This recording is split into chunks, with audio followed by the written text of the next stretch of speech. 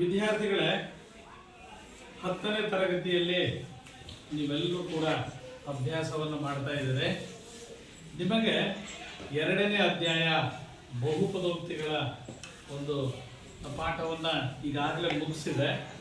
ಇದರ ಮೇಲೆ ಚಟುವಟಿಕೆಯ ರೂಪದಲ್ಲಿ ಒಂದು ರಸಪ್ರಶ್ನೆಯನ್ನು ಇವತ್ತು ಏರ್ಪಡಿಸಿದೆ. ಈ ರಸಪ್ರಶ್ನೆಯಲ್ಲಿ 4 ತಂಡಗಳನ್ನು ನಾನು ಆಯ್ಕೆ ಮಾಡಿಕೊಂಡಿದ್ದೀನಿ. ಮೊದಲನೇ ತಂಡ ರಾಮಾನುಜನ್ ಇಲ್ಲಿದ್ದಾರೆ. 2ನೇ ತಂಡ ಪೈಥಾಗರಸ್ ಇಲ್ಲಿ ಈ ಭಾಗಕ್ಕಿದ್ದಾರೆ. 3ನೇ ತಂಡ ಥೇಲ್ಸ್ ನಮ್ಮ ಎಡಭಾಗದಲ್ಲಿದ್ದಾರೆ. 4ನೇ ತಂಡ ಆರ್ಯಭಟ ಇಲ್ಲಿದೆ. ಪ್ಲೀಸ್ ಈ 4 ತಂಡಗಳಿಗೆ 4 ಸುತ್ತಲ್ಲಿ ಆ ಪಾಠಕ್ಕೆ ಸಂಬಂಧಿಸಿದ ಹಾಗೆ ಮುಖ್ಯವಾದಂತಹ ಅಂಶಗಳನ್ನು ಒಳಗೊಂಡಂತಹ ಒಂದು ರಸಪ್ರಶ್ನೆಯನ್ನು ಈ ಒಂದು ಸೆಕೆಂಡಲ್ಲಿ ಈಗ ಆರಂಭ ಮಾಡ್ತಾ ಇದ್ದೀನಿ. ಸ್ಕೋರರ್ ಆಗಿ ಇಲ್ಲೊಬ್ಬ ವಿದ್ಯಾರ್ಥಿ ನಿಂತ್ಕೊಂಡಿದ್ದಾನೆ. ಅವನು ಯಾವ ತಂಡಗಳು ಎಷ್ಟು ಅಂಕಗಳನ್ನು ಪಡ್ಕೊಂಡಿದ್ದಾವೆ ಅಂತಕ್ಕಂಥದ್ದನ್ನು ಅಲ್ಲಿ ನಮೂದು ಮಾಡ್ತಾ ಹೋಗ್ತಾನೆ.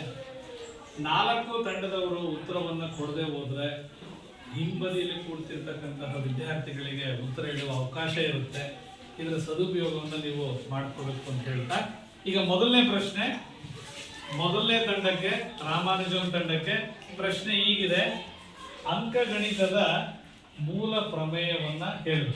ಪ್ರತಿಯೊಂದು ಸಂಯುಕ್ತ ಸಂಖ್ಯೆಯನ್ನು ಅದರ ಅವಿಭಾಜ್ಯ ಸಂಖ್ಯೆಯಿಂದ ಗುಣಲಬ್ಧವಾಗಿ ವ್ಯಕ್ತಪಡಿಸಿದಾಗ ಅದು ಅಂಕಗಣಿತದ ಮೂಲ ಪ್ರಮೇಯವಾಗಿ ವ್ಯಕ್ತವಾಗುತ್ತದೆ. Very good. ಒಂದು ಅಂಕ ನೋಡಿ, ಪ್ರತಿಯೊಂದು ಅವಿಭಾಜ್ಯ ಅಪವರ್ತನಗಳನ್ನಾಗಿ ಬರೆಯುವಂತಹ ಮೂಲಕ್ಕೆ ಅಂಕಗಣಿತದ ಮೂಲ ಪ್ರಮೇಯ ಅಂತ ಹೇಳಿ ಮೊದಲನೇ ತಂಡದ ಭಾಗ್ಯ ಸರಿಯಾದ ಉತ್ತರವನ್ನು ಕೊಟ್ಟಿರ್ತಾರೆ. ಆ ತಂಡಕ್ಕೆ 1 ಅಂಕ ಲಭಿಸಿದೆ. ಈಗ 2ನೇ ಪ್ರಶ್ನೆ ನಮ್ಮ ಪೈಥಾಗರಸ್ ತಂಡಕ್ಕೆ ವಿದ್ಯಾರ್ಥಿನಿ ಈಗಾಗಲೇ ಸಿದ್ಧಳಿದ್ದಾಳೆ. ಪ್ರಶ್ನೆ ಹೀಗಿದೆ: ಬಹುಪದೋಕ್ತಿಯ ಮಹತ್ತಮ ಘಾತ ಅಥವಾ ಡಿಗ್ರಿ ಅಂತ ಯಾವುದು ಕರೀತೀರಿ? ದತ್ತ ಬಹುಪದೋಕ್ತಿಯಲ್ಲಿನ ಚರಾಕ್ಷರದ ಗರಿಷ್ಠ ಘಾತಕ್ಕೆ ಅದರ ಮಹತ್ತಮ ಘಾತ ಅಥವಾ ಡಿಗ್ರಿ ಎನ್ನುವರು. ಉದಾಹರಣೆ 2x² + 3x + 5. ಇಲ್ಲಿನ ಡಿಗ್ರಿ 2. Very good. ಒಂದು ಸೂಕ್ತವಾದಂತಹ ಉದಾಹರಣೆಯನ್ನು ಕೊಟ್ಟಿದ್ದಾಳೆ. ಎಕ್ಸ್ ಚರಾಕ್ಷರದ ಘಾತ 2 ಇದೆಯಲ್ಲ, ಅದನ್ನೇ ನಾವು ಡಿಗ್ರಿ ಅಂತ ಕರಿತೀವಿ ಅಂತ ಹೇಳಿದ್ದಾಳೆ. ಡೆಫಿನೇಷನ್ ಅನ್ನ, ಉದಾಹರಣೆಯನ್ನ ತುಂಬಾ ಸಮಯೋಚಿತವಾಗಿ ಉತ್ತರ ಕೊಟ್ಟಿದ್ದಾಳೆ. ಆ ತಂಡಕ್ಕೂ ಕೂಡ 1 ಅಂಕ ಲಭಿಸಿದೆ. ಈಗ ಮಹತ್ತಮ ಘಾತ ಡಿಗ್ರಿ ಎನ್ನುವ ಪರಿಕಲ್ಪನೆ ನಿಮಗೆ ಪರೀಕ್ಷೆಯಲ್ಲಿ ಸಾಕಷ್ಟು ಕೇಳ್ತಾ ಇರ್ತಾರೆ. 1 ಅಂಕಕ್ಕೆ ಮಕ್ಕಳೇ, ಎಲ್ಲ 10ನೇ ತರಗತಿ ವಿದ್ಯಾರ್ಥಿಗಳೇ ಇದ್ದೀರಿ. ಯಾವುದೇ ಬಹುಪದೋಕ್ತಿಯನ್ನು ಕೊಟ್ಟಿರಲಿ, ಅಲ್ಲಿ ಚರಾಕ್ಷರ ಇದ್ದೇ ಇರುತ್ತದ, ಅಲ್ಲಿ ಅದರ ಘಾತವನ್ನು ನೀವು ಸೂಕ್ಷ್ಮವಾಗಿ ಗಮನಿಸಬೇಕು. ಅಲ್ಲಿ ಯಾವುದು ಹೆಚ್ಚಿದೆಯೋ ಅದನ್ನು ನೋಡಿಬಿಟ್ಟು ಅದಕ್ಕೆ ಇದೇ ಡಿಗ್ರಿ ಅಂತ ಕೇಳಿದರೆ ನಿಮಗೆ ಅಂಕ ಸುಲಭವಾಗಿ ಸಿಗುತ್ತೆ. ಮಕ್ಕಳೇ, ಒಳ್ಳೆ ಉತ್ತರವನ್ನು ಕೊಟ್ಟಿದ್ದಾರೆ. ನಮ್ಮ ಮುಂದಿನ ಪ್ರಶ್ನೆ 3ನೇ ತಂಡಕ್ಕೆ, ಥೇಲ್ಸ್ ತಂಡಕ್ಕೆ. Very good. ಒಳ್ಳೆ ಹೆಸರನ್ನ ತಂಡದವ್ರು ಇಟ್ಕೊಂಡಿದ್ದಾರೆ. ಪ್ರಶ್ನೆ ಹೀಗಿದೆ: ಆ ಬಹುಪದೋಕ್ತಿಯಲ್ಲಿ ಬರುವಂತಹ ವಿಧಗಳನ್ನು ಹೇಳ್ತೀರೇನಪ್ಪ ನೀವು? ಹೇಳಪ್ಪ. ರೇಖಾತ್ಮಕ ಬಹುಪದೋಕ್ತಿ, ಗುಡ್. ವರ್ಗ ಬಹುಪದೋಕ್ತಿ, ಗುಡ್. ಘನ ಬಹುಪದೋಕ್ತಿ. Very good. 3ನೇ ತಂಡದವರು ಕೂಡ ಆ ಬಹುಪದೋಕ್ತಿಯಲ್ಲಿ ಬರ್ತಕ್ಕಂತಹ ವಿಧಗಳನ್ನ ಸಮಯೋಚಿತವಾಗಿ ಉತ್ತರ ಕೊಟ್ಟಿದ್ದಾರೆ. ಆ ತಂಡಕ್ಕೂ ಕೂಡ ನೇರ ಅಂಕ ಲಭಿಸಿದೆ, 1 ಅಂಕ. ಈಗ ನಮ್ಮ 4ನೇ ತಂಡಕ್ಕೆ ಪ್ರಶ್ನೆ. ವಿದ್ಯಾರ್ಥಿಗಳು ಸಿದ್ಧರಿದ್ದಾರೆ ಉತ್ತರ ಹೇಳೋದಕ್ಕೆ. ನಮ್ಮ ಶ್ರೀಕಾಂತ ಸರ್, ನೀವು ಯಾವುದಾದ್ರೂ ಪ್ರಶ್ನೆ ಕೇಳಿದ್ರೆ I am ready to say the answer ಅಂತೇಳಿ ನಿಂತ್ಕೊಂಡ್ಬಿಟ್ಟೆ ಈಗಾಗಲೇ. ಸೊ ಆ ತಂಡಕ್ಕೆ ಅವನಿಗೆ ಬಂದಿರತಕ್ಕಂಥ ಪ್ರಶ್ನೆ, ರೇಖಾತ್ಮಕ ಬಹುಪದೋಕ್ತಿ ಅಂತ ವಿದ್ಯಾರ್ಥಿ ಹೇಳಿದನಪ್ಪ, ಅದರದ್ದು ಆದರ್ಶ ರೂಪ ಹೇಳ್ತೀಯಾ? ಹಾ. P of x is equal to ax plus b. Very good. P of x equals A X plus B. ನೋಡಿ ಎಕ್ಸ್ ನ ಚರಾಕ್ಷರ ಅಲ್ಲಿ ಘಾತ ಒಂದೇ ಇದೆ, ಹಂಗಾಗಿ ಅದನ್ನು ನಾವು ರೇಖಾತ್ಮಕ ಬಹುಪದೋಕ್ತಿ ಅಂತ ಕರೀತೇವೆ. ಚೆನ್ನಾಗಿ ಡೆಫಿನೇಷನ್ ಅನ್ನು ಹೇಳೋದ್ರ ಜೊತೆಗೆ ಒಂದು ಉದಾಹರಣೆಯನ್ನು ಕೊಟ್ಟಿದ್ದಾನೆ. ಆ ತಂಡಕ್ಕೂ ಕೂಡ ಒಂದು ಅಂಕ ಲಭಿಸಿದೆ ಮಕ್ಕಳೇ. ಈಗ ಮೊದಲನೇ ಸುತ್ತು ಮುಗೀತು. 4 ತಂಡದವರು ಕೂಡ ಆ ಚಾಪ್ಟರ್ಗೆ ಸಂಬಂಧಿಸಿದ ಹಾಗೆ ನಾನು ಕೇಳಿದಂತಹ 4 ಪ್ರಶ್ನೆಗಳಿಗೆ ಚೆನ್ನಾಗಿ ಉತ್ತರ ಕೊಟ್ಟಿದ್ದಾರೆ. ನನ್ನ ಪರವಾಗಿ ಆ ತಂಡದ ಸದಸ್ಯರಿಗೆ ಮತ್ತೊಮ್ಮೆ ಚಪ್ಪಾಳೆ. ಈಗ ಎರಡನೇ ಸುತ್ತಲ್ಲಿ ಮೊದಲನೇ ಪ್ರಶ್ನೆಯನ್ನ ರಾಮಾನುಜಂ ತಂಡದ ಸದಸ್ಯರಿಗೆ ಕೇಳ್ತಾ ಇದ್ದೇನೆ. ಪ್ರಶ್ನೆ ಹೀಗಿದೆ: ವರ್ಗ ಬಹುಪದೋಕ್ತಿಯ ಆದರ್ಶ ರೂಪ ಏನು? P of x is equal to ax square plus b square bx plus cx. C ಅಷ್ಟೇನೋ ಸಿ ಎಕ್ಸ್ ಇದೆಯಾ ಕೊನೆಗೆ? Yes. ಸಿ ಸರಿಯಾದ ಉತ್ತರ, ಚಪ್ಪಾಳೆ. ನೋಡಿ, ವರ್ಗ ಬಹುಪದೋಕ್ತಿ ಆದರ್ಶ ರೂಪಕ್ಕೆ ಉತ್ತರವನ್ನ ಸ್ವಲ್ಪ ತ್ರಾಸದಾಯಕವಾಗಿ ಕೊಟ್ಟಿರ್ತಾರೆ. ಅದು ಸರಿಯಾಗಿದೆ, ತಂಡಕ್ಕೆ ನಾನು ಅಂಕವನ್ನು ಕೊಡ್ತೇನೆ. ಮುಂದಿನ ಪ್ರಶ್ನೆ ನಮ್ಮ ಪೈಥಾಗರಸ್ ತಂಡಕ್ಕೆ. ಅದೇ ಬಹುಪದೋಕ್ತಿಯಲ್ಲಿ ಬಹುಪದೋಕ್ತಿಯ ಆದರ್ಶ ರೂಪವನ್ನು ಹೇಳ್ತೀರ ಮಕ್ಕಳ? P of x is equal to ax cube plus bx square plus cx plus d. Very good, ತುಂಬಾ ಚೆನ್ನಾಗಿ ನೇರವಾಗಿ ಉತ್ತರವನ್ನು ಕೊಟ್ಟಿದ್ದಾರೆ. ಉತ್ತರ ಸರಿ ಇದೆ, ತಂಡಕ್ಕೆ ನೇರ ಅಂಕ ಇದೆ. ಇಲ್ಲಿ ಸ್ವಲ್ಪ ಶಾಂತತೆಯನ್ನು ಕಾಪಾಡ್ಕೋಬೇಕು. ಇಲ್ಲಿ ಮುಂದಿನ ಪ್ರಶ್ನೆ ನಮ್ಮ 3ನೇ ಸೇಲ್ಸ್ ತಂಡಕ್ಕೆ. ಇಲ್ಲಿ ನಾನೊಂದು ಬಹುಪದೋಕ್ತಿಯನ್ನು ಬರೀತೀನಿ. ಅದರ ಘಾತವನ್ನ ಹೇಳ್ಬೇಕು ನೀವು. 5x² plus 8x³ plus 4x minus 9. ಒಂದು ನಿಮಿಷ, ಪ್ರಶ್ನೆಯನ್ನು ನೀಟಾಗಿ ಕೇಳಿಸ್ಕೋಬೇಕು ಮಕ್ಕಳೇ. 3ನೇ ತಂಡದವರಿಗೆ ಒಂದು ಬಹುಪದೋಕ್ತಿಯನ್ನು ಅಲ್ಲಿ ಬೋರ್ಡ್ ಮೇಲೆ ಬರೆದಿದ್ದೀನಿ. ಅದರಲ್ಲಿ ಮಹತ್ತಮ ಘಾತ ಅಥವಾ ಡಿಗ್ರಿಯನ್ನ ಕೇಳಿದ್ದೀನಿ. ನಿಮ್ಮ 3 ಜನದಲ್ಲಿ ಯಾರಾದರೂ ಉತ್ತರಿಸ್ಬೋದು. 3 ಅಂತ ಯಾಕೆ ಹೇಳ್ತೀಯಪ್ಪ? Very good. ಘಾತ ಯಾವ್ದು ಹೆಚ್ಚಿರುತ್ತೋ ಅಲ್ಲಿ 3 ಇರೋದ್ರಿಂದ ತುಂಬಾ ಸಮಯೋಚಿತ ಉತ್ತರವನ್ನು ಕೊಟ್ಟಿದ್ದಾನೆ. ಉಳಿದವರು ಆಲಿಸ್ಬೇಕು. ನಿಮಗೆ ಏನಾದರೂ ಡೌಟ್ ಇದ್ರೆ ಕೇಳಬೇಕು. ಇದು ಎಲ್ಲರಿಗೂ ಅನ್ವಯಿಸುತ್ತೆ. ಇದು ಪರೀಕ್ಷೆಯಲ್ಲೂ ಕೂಡ ಈ ತರ ಪ್ರಶ್ನೆಯನ್ನ ಮುಖ್ಯವಾಗಿ ಕೇಳೋದ್ರಿಂದ ಈ ರಸಪ್ರಶ್ನೆಯನ್ನ ನೀವು ಸದುಪಯೋಗ ಪಡಿಸ್ಕೋಬೇಕು. ಸೊ ಮುಂದಿನ ಪ್ರಶ್ನೆ ನಮ್ಮ 4ನೇ ತಂಡಕ್ಕೆ, ಆರ್ಯಭಟ ತಂಡಕ್ಕೆ. ಪ್ರಶ್ನೆ ಹೀಗಿದೆ. ಇಲ್ಲೂ ಒಂದು ಲೆಕ್ಕವನ್ನ ಹಾಕ್ತೇನೆ, ಒಂದೇ ನಿಮಿಷದಲ್ಲಿ ನೀವು ಮಾಡಬೇಕು. x is equal to 2 ಆದಾಗ ಈ ಬಹುಪದೋಕ್ತಿಯ ಮೌಲ್ಯ ಹೇಳಬೇಕು. ಈ ಬಹುಪದೋಕ್ತಿಯ ಮೌಲ್ಯ P of x equals x² minus 3x ಇದೆ. ಮಾಡ್ತೀಯಪ್ಪ? ಬಾ. ನೋಡಿ ಮಕ್ಕಳೇ, ಬೋರ್ಡ್ ಮೇಲೆ ಮಾಡುವಂತಹ ಅವಕಾಶ ಸಿಗೋದು ಅದೃಷ್ಟನೇ. ಅದು ಟೀಚರನ್ನ ಬಿಟ್ರೆ ನೆಕ್ಸ್ಟ್ ನಿಮಗೆ ಅವಕಾಶ ಸಿಗುತ್ತೆ ಅಂದ್ರೆ ನಿಮಗೆ ಬಹಳ ಅದೃಷ್ಟವಂತರು ನೀವು ಅಂತ. ಹಾ ಸರ್ 2x ಸರ್, ಹಾ 2 ಸ್ಕ್ವೇರ್ ಕ್ಯೂಬ್ ಸರ್, ಹಾ ಮೈನಸ್ ಅಂತ ಐತೆ ಸರ್. ಇಲ್ಲಿ 3 ಅಂದ್ರೆ x ಅಂದ್ರೆ ಇಲ್ಲಿ ಘಾತ 2 ಐತೆ ಸರ್. ಹಾ ಮತ್ತೆ 2 ಅಂತ ಐತೆ ಸರ್. ಹಾ 2 2 4 ಸರ್. ಹಾ 4 ಅಂತ ಐತೆ ಸರ್. ಮೈನಸ್ ಇಟ್ಕೊಂಡು ಸರ್. ಹಾ 3 2 6 ಸರ್. ಹಾ ಈಗ ಇಲ್ಲಿ ದೊಡ್ಡ ಸಂಖ್ಯೆ ಏನಿದೆ ಮೈನಸ್ ಇದೆ ಸರ್, ಅದು ಕಳಿಸಿ ಸರ್. 6 4 ಅಂತಂದ್ರೆ 2 ಸರ್. ಹಾ ಇಲ್ಲಿ ದೊಡ್ಡ ಸಂಖ್ಯೆ ಮೈನಸ್ ಇದೆ ಸರ್, ಮೈನಸ್ ಇದೆ. ಗುಡ್. ನೋಡಿ ಮಕ್ಕಳೇ, ಅವನು ತುಂಬಾ ಚೆನ್ನಾಗಿ ಹೇಳಿದ. ಅವನು ಎಕ್ಸ್ ಎಲ್ಲಿರುತ್ತೋ ಅಲ್ಲಿ ನಾನು 2 ಹಾಕೋತೀನಿ. ಯಾಕೆಂದ್ರೆ ನೀವು x is equal to 2 ಆದಾಗ ಅಂತ ಮೊದಲು ಕಂಡೀಷನ್ ಹೇಳಿದರೆ, ಆ ಕಂಡೀಷನ್ ಪ್ರಕಾರ ಬಹುಪದೋಕ್ತಿಯಲ್ಲಿ ನಾನು 2ಅನ್ನ ಕೊಟ್ಕೊಂಡೆ. ಅಲ್ಲಿ 2ರ ಘಾತ 2 ಇತ್ತು, ಅದನ್ನ 2 ಸರಿ ಗುಣಿಸ್ದೆ, 4 ಬಂತು, ಮೈನಸ್ ಚಿಹ್ನೆ ಹಾಕೊಂಡೆ. ಪಕ್ಕಕ್ಕೆ 3 ಇದೆ, ಎಕ್ಸ್ ಹತ್ರ ನಾನು 2 ಹಾಕೊಂಡಿದ್ದೀನಿ ಸರ್. ಅಲ್ಲಿ ಗುಣಕ ಚಿಹ್ನೆ ಬಂದಿರೋದ್ರಿಂದ ಅವೆರಡನ್ನ ಗುಣಿಸ್ತಾ ಇದ್ದೀನಿ. 3 2 6 ಬಂತು. +4 -6 ಇದೆ ಸರ್. ಚಿಹ್ನೆ ವ್ಯತ್ಯಾಸಿರೋದ್ರಿಂದ ಕಳಿಬೇಕು. ಮೈನಸ್ಸು ಅಲ್ಲಿ ದೊಡ್ಡ ಸಂಖ್ಯೆ ಪಕ್ಕ ಇರೋದ್ರಿಂದ ನಾನು ಮೈನಸ್ ಹಾಕ್ಕೊಂಡೆ. ಹಾಗಾಗಿ ಉತ್ತರ -2 ಬರುತ್ತೆ ಅಂತ ಹೇಳಿ. ನೋಡಿ ಮಕ್ಕಳೇ, ಇದೇ ಥರ ಪ್ರಶ್ನೆಯನ್ನು ನಿಮಗೆ ಕ್ವಶನ್ ಪೇಪರಲ್ಲೂ ಕೇಳ್ತಾರೆ. ನೀವು ಅದನ್ನು ನೀಟಾಗಿ ಮಾಡಿ ಉತ್ತರವನ್ನು ಪಡ್ಕೋಬೇಕು. ಈಗ ಇಲ್ಲಿಗೆ 2ನೇ ಸುತ್ತು ಮುಗೀತು.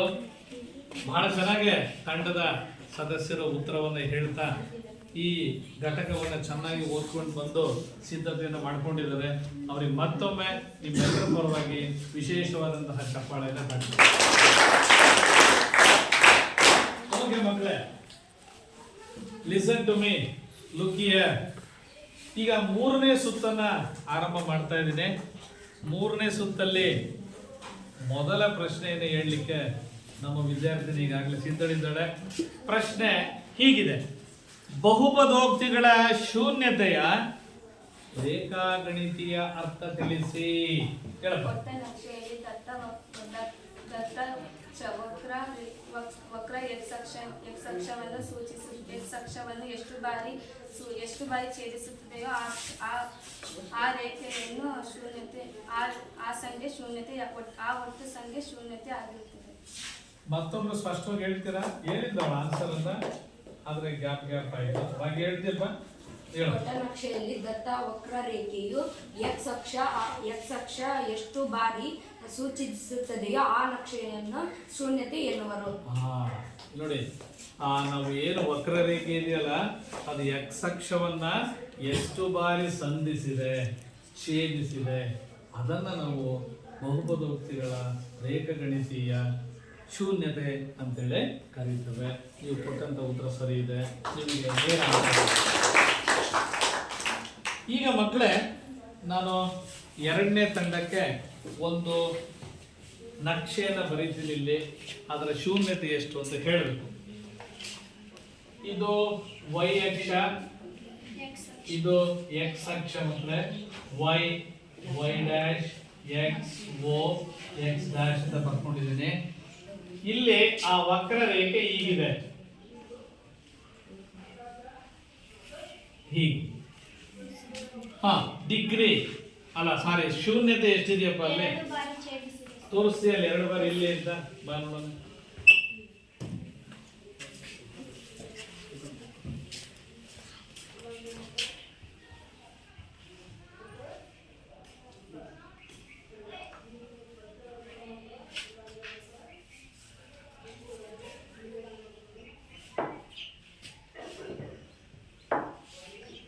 Very good. ನೋಡಿ, ವಕ್ರರೇಖೆ x ಅಕ್ಷವನ್ನ ಎಷ್ಟು ಬಿಂದುಗಳಲ್ಲಿ ಛೇದಿಸಿದೆ ಅನ್ನೋದನ್ನ ಸೂಕ್ಷ್ಮವಾಗಿ ಗಮನಿಸಬೇಕು. ಅಷ್ಟು ಶೂನ್ಯತೆಗಳಿದಾವೆ ಅಂತೇಳಿ ನಾವು ಅರ್ಥೈಸ್ಕೊಳ್ತೇವೆ. ಈಗ ಇನ್ನೊಂದು ಪ್ರಶ್ನೆ ಮುಂದಿನ ತಂಡಕ್ಕಿದೆ. ಇನ್ನೊಂದು ನಕ್ಷೆಯನ್ನು ಬರೀತೀನಿ. ಅದರಲ್ಲಿ ನೀವು ಎಷ್ಟು ಬಾರಿ ಅದರ ಡಿಗ್ರಿ ಶೂನ್ಯತೆ ಇದೆ ಅಂತ ಹೇಳಬೇಕು.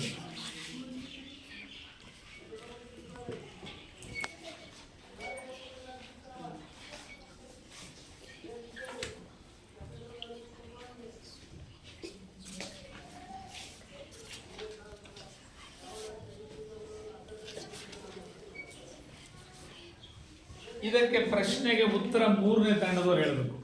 ಗಣೇಶ ಹೇಳ್ತಾನಂತ. ಎಷ್ಟಪ್ಪ ಸರ್? ಇದರಲ್ಲಿ ಸರ್ ವಕ್ರರೇಖೆಯು 4 ಬಾರಿ x ಅಕ್ಷದ ಮೇಲೆ ಛೇದಿಸಿದೆ, ಆದ್ದರಿಂದ ಇದರ ಶೂನ್ಯತೆ 4 ಆಗಿರುತ್ತೆ. Very good, very good. ನೇರ ಉತ್ತರವನ್ನ ಸಮಯೋಚಿತವಾಗಿ ಕೊಟ್ಟಿದ್ದಾನೆ. ಆ ತಂಡಕ್ಕೆ ಅಭಿನಂದನೆಗಳು. ನೀನು ತೋರಿಸ್ತೀಯಪ್ಪ.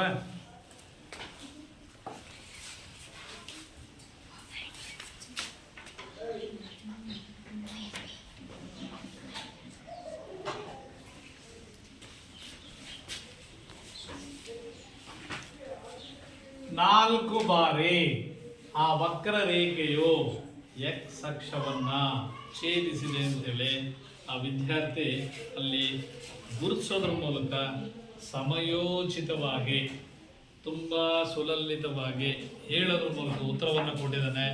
ಮತ್ತೊಮ್ಮೆ ಆ ತಂಡಕ್ಕೆ ಚಪ್ಪಾಳೆ.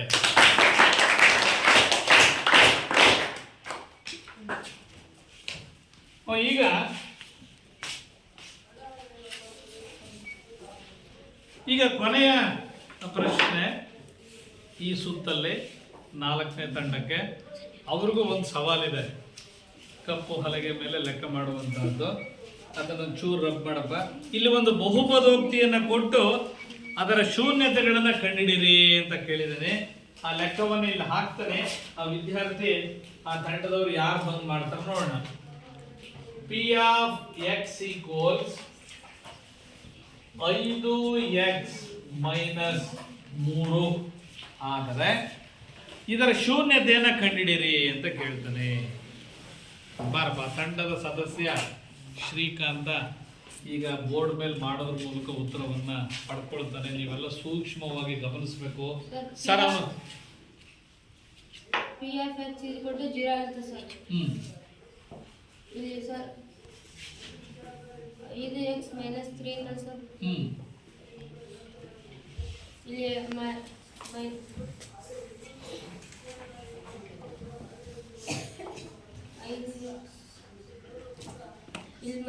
ಮೈನಸ್ ಈ ಕಡೆ ಬಂದ ಪ್ಲಸ್ 3 ಸರ್. Plus 3 sir. ಇಲ್ಲಿ ಎಕ್ಸ್ ಇದ್ಕೊಂಡು ಇಲ್ಲಿ 5 ತಳ ಬಂದು ಸರ್, ಮ್ಯಾಮ್ 3 ಸರ್. ಅದರಿಂದ ಬಹುಪದೋಕ್ತಿ ಶೂನ್ಯತೆ 3/5. ಕೂತ್ಕೊ. ಅಲ್ಲಿ ಸ್ವಲ್ಪ ಅವನು ತಪ್ಪು ಮಾಡಿದಾನೆ. ಅದನ್ನು ಸರಿಪಡಿಸುವಂತಹ ಅವಕಾಶ ಈ ತಂಡಕ್ಕಿದೆ. ಸ್ವಲ್ಪ ಅಲ್ಲಿ ಮಿಸ್ಟೇಕ್ ಆಯಿತು. ಹಾಗಾಗಿ ಆ ತಂಡಕ್ಕೆ ಅವನು ಉತ್ತರವನ್ನು ಸರಿಪಡಿಸ್ಬಿಟ್ಟ. ಆದರೆ ಭಾಗ್ಯ ಸರಿ ಮಾಡ್ತಾ ಇದ್ದಾಳೆ. ಅದನ್ನು ಆ ತಂಡದ ಸದಸ್ಯರಿಗೆ ಅವಕಾಶ ಸಿಕ್ತು. ಎಕ್ಸ್ ಬೆಲೆ ಬರೀಬೇಕು, ಹೌದಾ? ಎಕ್ಸ್ ಇಸ್ ಈಕ್ವಲ್ ಟು 3 ಆ ತಂಡದ ಅಂಕ ಇದಕ್ಕೆ ಬೋನಸ್ ಅಂಕವಾಗಿ ಸಿಗ್ತಾ ಇದೆ.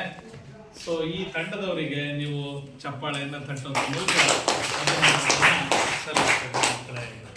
ತುಂಬ ಚೆನ್ನಾಗಿ ಈ ರಸಪ್ರಶ್ನೆಯ ಸುತ್ತುಗಳಲ್ಲಿ ಭಾಗವಹಿಸ್ತಾ ಇದ್ದೀರಿ. ಬಹುತೇಕ ಎಲ್ಲರೂ ಕೂಡ ಇದನ್ನು ಓದ್ಕೊಂಡಿದ್ದೀರಿ, ಅದಕ್ಕೆ ಸಮಯೋಚಿತವಾಗಿ ಉತ್ತರ ಕೊಡ್ತಾ ಇದ್ದೀರಿ. ಈಗ 3 ಸುತ್ತುಗಳು ಮುಗೀತು ಮಕ್ಕಳೇ, ಓಕೆನಾ? ಈಗ ಕೊನೆಯ ಸುತ್ತು, ಅಂತಿಮ ಸುತ್ತು. ಭಾಳ ಉತ್ತರಗಳನ್ನು ಹೇಳೋದಕ್ಕೆ ಕಾತರವಾಗಿದ್ದಾರೆ. ನೀವು ಕೂಡ ಆಡಿಯನ್ಸು, ನಮಗೊಂದು ಅವಕಾಶ ಸಿಕ್ಕರೆ ನಾವು ಹೇಳ್ತೇವೆ, ನಾವು ಬರೀತೇವೆ, ನಮಗೆ ಅವ್ರ ಅವಕಾಶನೇ ಕೊಡ್ತಾ ಇಲ್ಲ ಅಂತ ಇದ್ದೀರಿ. ನೋಡೋಣ, ಅವಕಾಶ ಸಿಕ್ಕರೆ ನಿಮ್ಮ ಹತ್ರನೂ ಮಾಡಿಸೋಣಂತೆ. ಈಗ 4ನೇ ಸುತ್ತು, ಮೊದಲ ಪ್ರಶ್ನೆ. ಮೊದಲ ತಂಡ ರಾಮಾನುಜಂ ತಂಡಕ್ಕೆ ಕೇಳ್ತಾ ಇದ್ದೀನಿ. ಆಲ್ಫಾ ಮತ್ತು ಬೀಟಾಗಳು ವರ್ಗ ಬಹುಪದೋಕ್ತಿಯ ಶೂನ್ಯತೆಗಳಾಗಿದ್ದರೆ ಮೊತ್ತದ ಸೂತ್ರ ಏನು? ಗುಣಲಬ್ಧದ ಸೂತ್ರ ಏನು? ಮೊತ್ತ is equal to alpha plus beta is equal to minus b divided by a. Very good. ಗುಣಲಬ್ಧದ ಸೂತ್ರ alpha into beta is equal to c divided by a. Very good.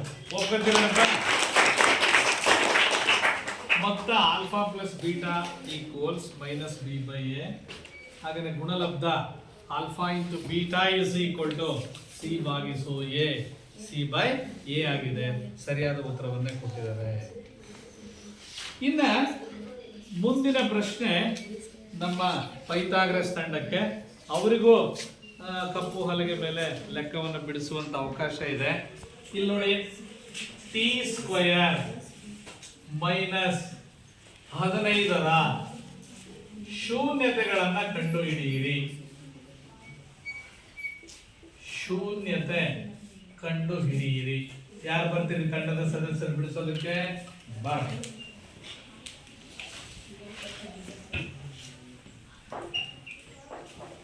ನೋಡಿ, ಇಲ್ಲಿ ಅದು ಒಂದು ನಿತ್ಯ ಸಮೀಕರಣದ ಮೇಲಿದೆ, ಅದನ್ನ ಬಿಡಿಸ್ಕೋಬೇಕು. ಮಾತಾಡಂಗಿಲ್ಲ, ಕ್ಲೂ ಕೊಡಂಗಿಲ್ಲ.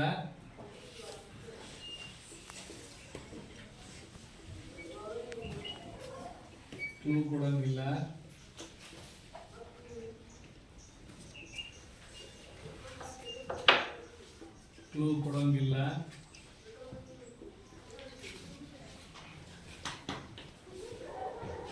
ಕ್ಲೂ ಕೊಡುವ ಹಾಗಿಲ್ಲ. ಗಮನಿಸೋಣ ಏನು ಉತ್ತರ ತರ್ತಾ ಇದ್ದಾರೆ ಅಕ್ಕಿ ಅಂತ. ಕೊಟ್ಟಿರೋ ಬಹುಪದೋಕ್ತಿಯನ್ನ ಬಿಡಿಸ್ಕೊಂಡು ಅದಕ್ಕೆ ಆನ್ಸರನ್ನು ಕಂಡಿಡಿದ್ಲು. ಮುಗಿತಪ್ಪ ನಿನ್ನ ಅವಕಾಶ.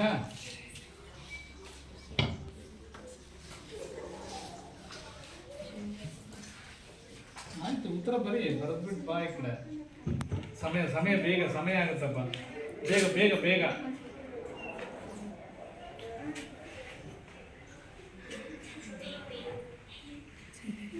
ನಿನ್ನ ಅವಕಾಶ ಮುಗೀತು. ಬಾಯಿ ಲೆಕ್ಕ ಮಾಡಿದ್ಲು, ಆದ್ರೆ ಸ್ವಲ್ಪ ಅದರಲ್ಲಿ ಮಿಸ್ ಆಗಿದೆ ಕುತ್ಕೋಬಾಯಲ್ಲಿ. ಆ ಅವಕಾಶ ಮುಂದಿನ ತಂಡಕ್ಕೆ ಸಿಗುತ್ತೆ. ಯಾರು ಸರ್ ಬಡಿಸ್ತೀರಪ್ಪ?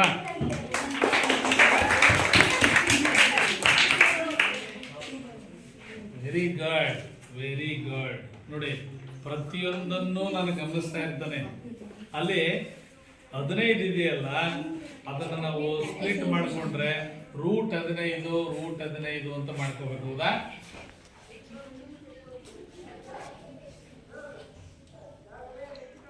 ಇದಕ್ಕೂ ರೂಟ್ ಹಾಕ್ಬೇಕು. ಹಾ, ಈಗ ಸರಿಯಾಯ್ತು. ಬಾಪ, ಒಂದು -√15 ಇದೆ. ಇಲ್ಲಿ ಒಂದು ಈ ಕಡೆ ಬರೆದ್ಬಿಡ್ಲಿ, ಇಲ್ಲಿ ಈ ಕಡೆ ಇನ್ನೊಂದು +√15 ಇದೆ.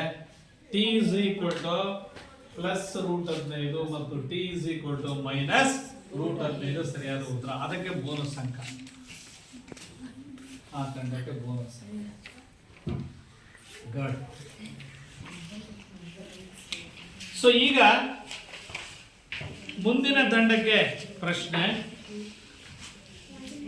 ಗಣೇಶ ಅಲೆ ಉತ್ತರ ಹೇಳೋದಕ್ಕೆ ಚಡಪಡಿಸ್ತಾ ಇದ್ದಾನೆ. ಗಣೇಶನಿಗೆ ಬಂದಿರತಕ್ಕಂತ ಪ್ರಶ್ನೆ, ಡಿಗ್ರಿ 2 ಆಗಿರುವ ಬಹುಪದೋಕ್ತಿಯನ್ನ ಏನೆಂದು ಕರೆಯುವರು? ವರ್ಗ ಬಹುಪದೋಕ್ತಿ. ಕೇಳಿಸ್ಕೊಂಡ್ರೆ ಏನು ಉತ್ತರ ಅವ್ರು ಹೇಳಿದ್ದು?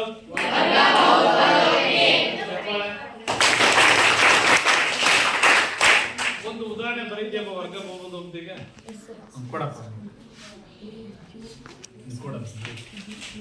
ವರ್ಗ ಬಹುಪದೋಕ್ತಿಗೆ ಒಂದು ಏನು ನೀನು ಬರೀ, ನಿನ್ಗೆ ಅವಕಾಶ ಕೊಟ್ಟಿದೆ ನೋಡಿ.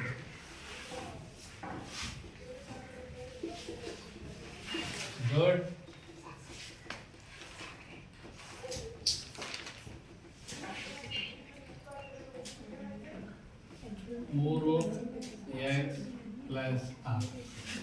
ಗುಡ್. ಅವನು ಬರೆದಿರ್ತಕ್ಕಂತಹ ಉದಾಹರಣೆ ಆ ತಂಡಕ್ಕೆ ನಾನು ನೇರ ಉತ್ತರವನ್ನ ಕೊಡ್ತೇನೆ. ಸೊ ಈ ರಸಪ್ರಶ್ನೆಯಲ್ಲಿ ಕೊನೆಯ ಪ್ರಶ್ನೆ 4ನೇ ತಂಡಕ್ಕೆ ಕೇಳ್ತಾ ಇದ್ದೇನೆ. ಘನ ಬಹುಪದೋಕ್ತಿಯ ಸಾಮಾನ್ಯ ರೂಪ ತಿಳಿಸಿ. P(x) = ax³ + bx² + cx + d. Very good. ನೋಡಿ, ಈಗ ಘನ ಬಹುಪದೋಕ್ತಿಯ ಆದರ್ಶ ರೂಪವನ್ನು ಕೇಳಿದೆ, ಸಾಮಾನ್ಯ ರೂಪ ಅಂತಾನೆ ಹೇಳ್ತೇವೆ. ಅದಕ್ಕೆ ತುಂಬಾ ಚೆನ್ನಾಗಿ ಉತ್ತರ ಕೊಟ್ಟಿದ್ದಾನೆ. P(x) = ax³ + bx² + cx + d ಅಂತ ಹೇಳಿ ಚೆನ್ನಾಗಿ ಉತ್ತರ ಕೊಟ್ಟಿದ್ದಾನೆ ಮಕ್ಕಳೇ. ಇಂದಿನ ರಸಪ್ರಶ್ನೆಯಲ್ಲಿ ಬಹುಪದೋಕ್ತಿಯ ಘಟಕಕ್ಕೆ ಸಂಬಂಧಿಸಿದಂತೆ ನೀವೆಲ್ಲರೂ ಕೂಡ ಸಕ್ರಿಯವಾಗಿ ಪಾಲ್ಗೊಂಡು ಈ ರಸಪ್ರಶ್ನೆಯನ್ನ ಅತ್ಯಂತ ಯಶಸ್ವಿಯಾಗಿ ನಡೆಸಿಕೊಂಡಿದ್ದೀರಿ. ಈಗ ಫಲಿತಾಂಶವನ್ನ ನೋಡುವಂತಹ ಸಮಯ. ಯಾವ ತಂಡಕ್ಕೆ ಎಷ್ಟು ಅಂಕಗಳು ಬಂದಿದ್ದಾವೆ ಅಂತ ನೋಡೋಣಂತೆ. ಹಾಗಪ್ಪ, ಎಷ್ಟು ಅಂಕಗಳು ಟೋಟಲ್ ಮಾಡೋ. ಅದ್ರ ಮೇಲೆ 5 ಆಗುತ್ತದು, ಕೆಳಗಿನ 3 ಆಗುತ್ತೆ, ಇದು 5 ಆಗುತ್ತೆ, ಇದು 3 ಆಗುತ್ತೆ. ನೋಡಿ, 1 ಮತ್ತು 3ನೇ ತಂಡಗಳು ಸಮ ಅಂಕಗಳನ್ನು ಪಡೆದು ಪ್ರಥಮ ಸ್ಥಾನದಲ್ಲಿದ್ದಾವೆ. ಆ 2 ತಂಡಕ್ಕೆ ನಾನು ಆರ್ಥಿಕ ಅಭಿನಂದನೆಗಳನ್ನು ಸಲ್ಲಿಸ್ತೇನೆ. ಹಾಗೇನೆ ಮಕ್ಕಳೇ, ಪ್ರಯತ್ನ ಮಾಡಿದ್ರು, ಉತ್ತರವನ್ನ ಕೊಟ್ಟರು, ಸ್ವಲ್ಪ ಮಿಸ್ ಆಯಿತು. ಅದು ಮುಂದಿನ ತಂಡಕ್ಕೆ ಅವಕಾಶ ಸಿಕ್ತು. ಅವರು ಸರಿಪಡಿಸಿ ಆ ಬೋನಸ್ ಅಂಕವನ್ನು ತಮ್ಮ ಬುಟ್ಟಿಗೆ ಹಾಕ್ಕೊಂಡ್ರು. ಆದರೂ ಸರಿಯಾದ ಉತ್ತರ ಏನು ಅಂತ ನಿಮಗೆ ಗೊತ್ತಾಗಿದೆ. ಆ ಕ್ರಮವಾಗಿ 2 ಮತ್ತು 4 ತಂಡಗಳು 2ನೇ ಸ್ಥಾನದಲ್ಲಿದ್ದಾವೆ. ಅವರಿಗೂ ಕೂಡ ನಾವು ಆರ್ಥಿಕವಾದಂತಹ ಅಭಿನಂದನೆಗಳನ್ನು ಸಲ್ಲಿಸ್ತೇವೆ. ಈ ರಸಪ್ರಶ್ನೆಯಲ್ಲಿ ಬಂದಿರುವಂತಹ ಪ್ರಶ್ನೆಗಳನ್ನು ನೀವೆಲ್ಲರೂ ಚೆನ್ನಾಗಿ ಕಲಿತೀರಿ, ಪರೀಕ್ಷೆಯಲ್ಲಿ ಯಶಸ್ಸು ಗಳಿಸ್ತೀರಿ, ಒಳ್ಳೆ ಅಂಕಗಳನ್ನು ಪಡ್ಕೋತೀರಿ ಅಂತೇಳಿ ಹೇಳ್ತಾ ಈ ರಸಪ್ರಶ್ನೆ ಇದುವರೆಗೆ ನಡೆಸ್ಕೊಟ್ಟಿದ್ದಕ್ಕೆ ನಿಮ್ಮೆಲ್ಲರಿಗೂ ಕೂಡ ನಾನು ಧನ್ಯವಾದಗಳನ್ನು ಹೇಳ್ತೇನೆ.